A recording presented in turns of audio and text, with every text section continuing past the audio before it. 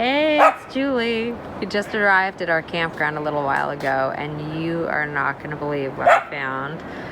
Not my cute little dog, Billy, but I started noticing these. I'm going to show you what this is. Oh my gosh, this was so amazing. So I noticed this, and I don't know if you can tell what that is, but I started thinking, I think that looks like lobster mushroom. And then I noticed some more, and I'm like, oh my gosh, this really looks like lobster mushroom. So I started kind of freaking out a little bit, and then I started looking, and we have been searching all over. We actually found probably about 3 pounds worth already, but I wanted to show you because I think I spotted another one down here. Let's see if I can find it. Oh yeah, I can. Get through the grass. Can you see that? That is a lobster mushroom. Oh my gosh, okay, I have a glove on my hand. Let's see. Oh, it is. It's a lobster mushroom. Oh my god, this is amazing. I think I see one over here. I'm not sure what this one is actually. Is it? I'm not sure about that one. I'll wait and ask about that one, because that one's a little unsure. Yeah. I think I see one more right here. Do you see that? Do you see that right there? Okay, let's see. Oh my god. It is. Oh my god. This is amazing. Alright, let's go bring them back with the other ones. These are all the mushrooms that we found in our campsite. They're quite amazing. So we have lobster mushrooms, which are these right here, and they are super firm. Oh my gosh, they are like the best mushrooms. These are so fresh. So they were like all different sizes. Some are brighter orange, and some are like slightly different shades of yellow or orange or red. But here, can you see that? And the flesh is white. I mean, they're really, really one of the best mushrooms we've had. And then this one right here apparently is a porcini. I thought it was when I saw the stem here. We talked to a woman and she said, yeah, it definitely was. But she did mention, she said, if there was blue when you touch the bottom, and I think it's kind of like a bluish green. She said that it can bother some people when they eat it. They might have sort of a sensitivity to it. Apparently, it's just like a chemical compound that is just in some of the wild porcinis. So she said most people are fine with it, but we decided to err on the side of just excitement that we found it and not eat it, just in case, because who wants to be camping and have an upset stomach?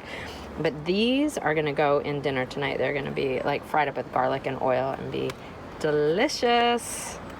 Okay, so we have all of our mushrooms, and we didn't have internet when we found the porcini, and we were, a little hesitant about eating it. But then as soon as we drove into town and we got internet, I was able to just read up and find out that actually this is a prime porcini mushroom, and that this yellow green is actually really good, and there was no blue. And the stem, everything appears to be perfect. I will say though, do your own due diligence when you find mushrooms and ask the experts. Maybe, they have all kinds of foraging classes in different cities, so check them out. But anyways, this is a gorgeous porcini that we are going to use. And here, I'm going to show you how I clean them. So this here obviously is not a porcini. This is one of the lobster mushrooms, but they get dirty. So when we went into town, we found a vegetable brush.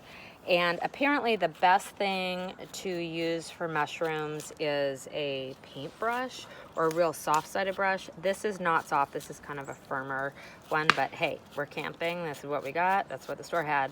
Now, you can't always get this out. And if you read up on, cooking mushrooms and stuff, all the experts and chefs will say, don't put them in water. And you don't want to put them in water because they're highly absorbent and they will absorb all the water and you'll get a mushy mushroom. But same said, I really dislike eating gritty mushrooms. with a lot of dirt on them. So I do give them, like I brush them for a little while till I can get off as much as I can, and then I do give them a quick little dip in the water, just super fast so it doesn't absorb. But you can see, I mean, this is pretty dirty, and nobody really wants to be eating dirt. So let's see if we can just give it a quick little plunge and get it off. Well, it's better, and then maybe we can give it a little, there we go, another little brush. But I also don't want to take off all that beautiful color on it, because that's where a lot of the flavor, it sort of has an iodine, a bit, well, iodine doesn't necessarily sound delicious, but it has its own, it almost has like a seafood flavor to it, which is iodine actually. So okay, another quick little, there we go. And then we'll just cut this part off here like that. So see, you get this beautiful, beautiful flesh, and maybe I'll, there we go. And I'll do that. Yeah, I really don't like gritty mushrooms. It's crazy. Oh my gosh, this is so funny. And it's so funny too, because I have a completely stocked kitchen at home with a mushroom brush and everything else. But lo and behold, some of the greatest things you find are when you're out doing things when you least expect them. So I did not expect mushrooms this weekend, and look. All right, I'm gonna keep going. Do you see in the bag? We have a lot of lobster mushrooms along with the porcini, and I think the porcini we're gonna take home. We might cook up a little bit of it tonight with the other ones, but I have some soup in mind for this guy, and maybe something else too. Oh, a risotto. I think I have a risotto and a soup. And since I can't eat barley for a mushroom barley soup, I'm gonna make a porcini quinoa soup with it, and it'll be delicious. It's gonna be so good.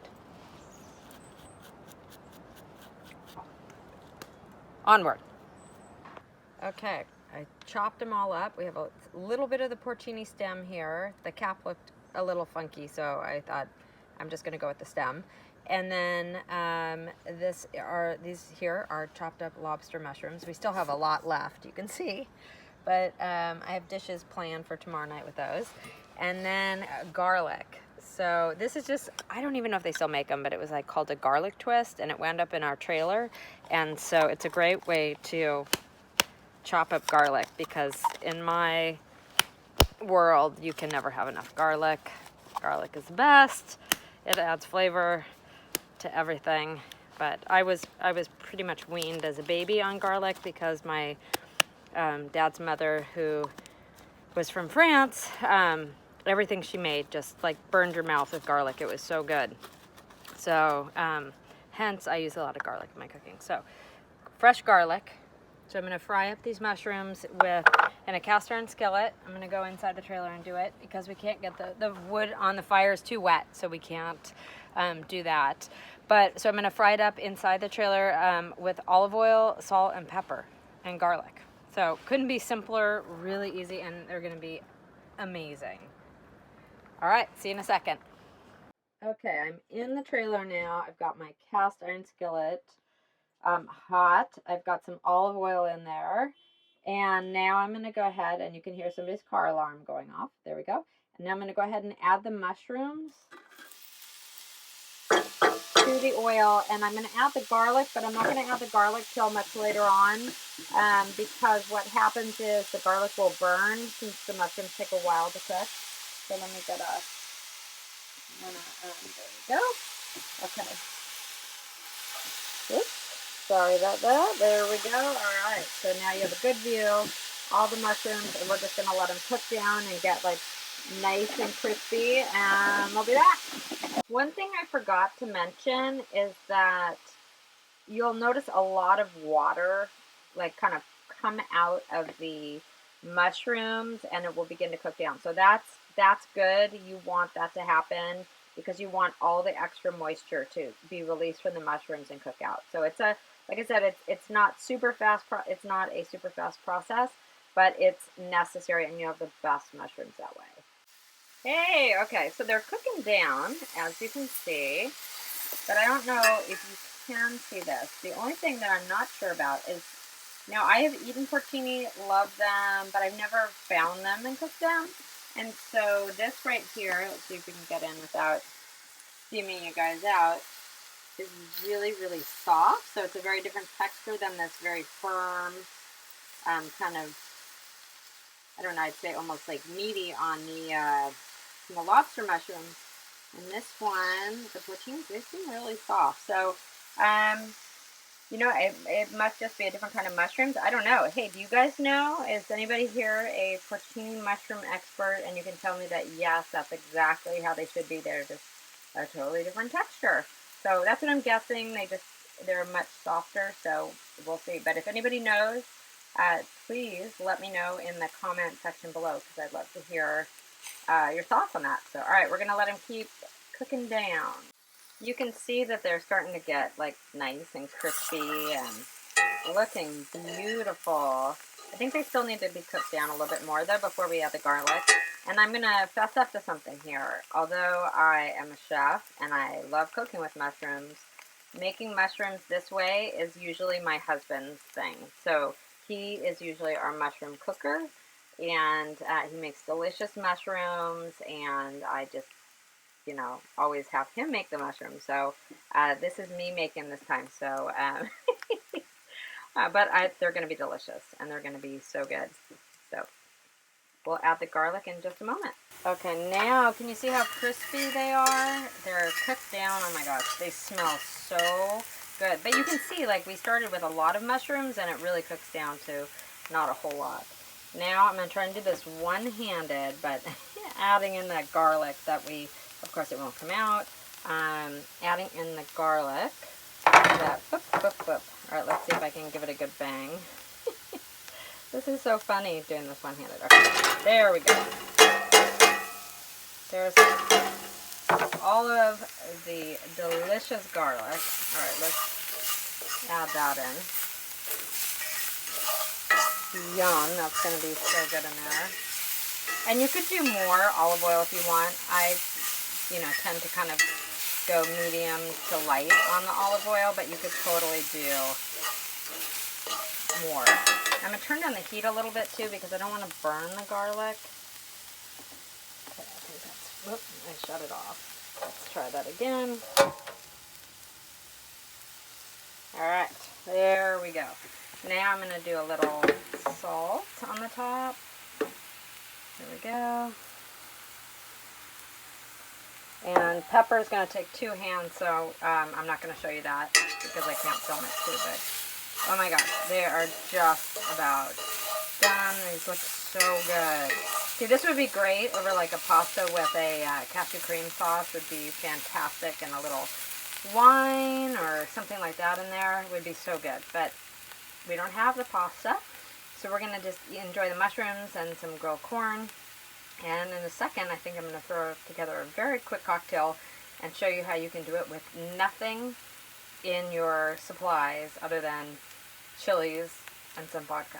So, be right back.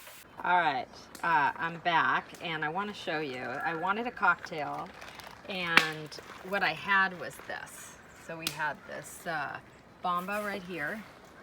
So good if you can find this at Trader Joe's or like an Italian import market. Oh my gosh, can you see this? It's amazing. So it's chilies, and we have vodka. What this drink needs is an olive too, but I don't have any olives, so we're gonna make do. Let's see, right there. Okay, we're just gonna pour like a shot's worth in there.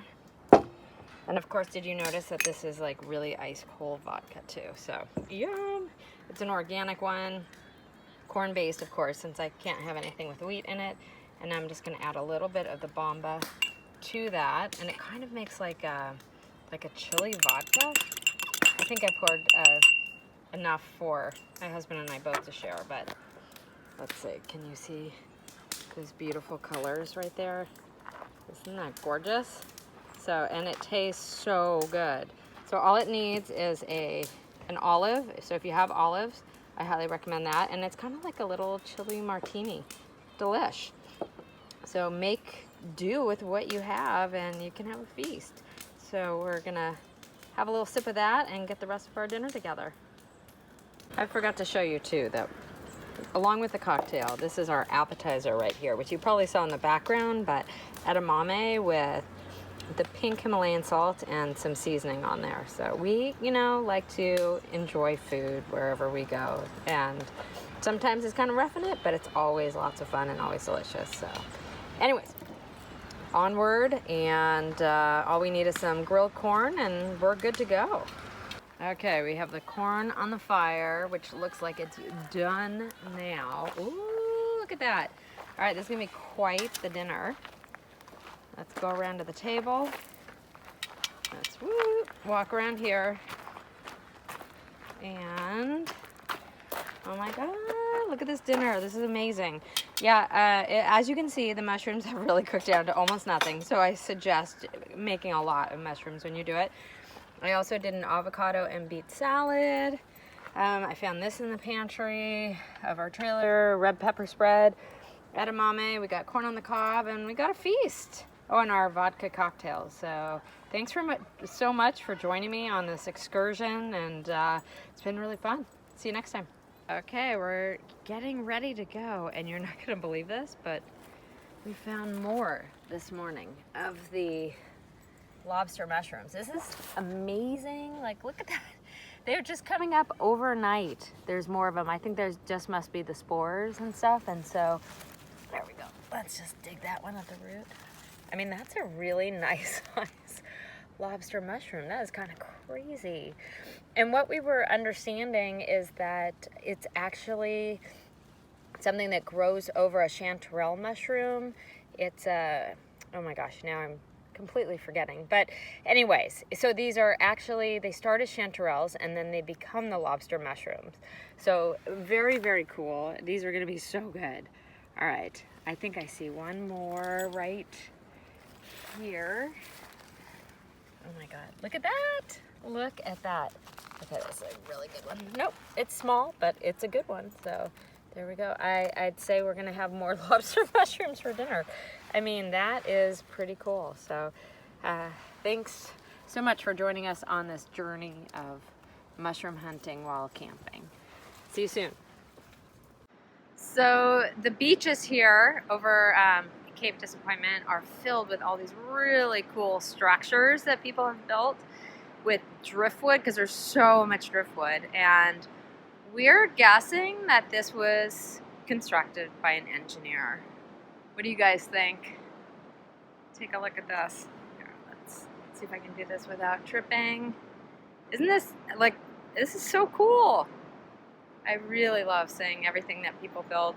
When we got up this morning too, there was a whole bunch of, here I'll show you, a whole bunch of structures over here. Well, you probably can't see them very well, but people just keep doing these awesome sculptures with these pieces of driftwood, so it's pretty cool.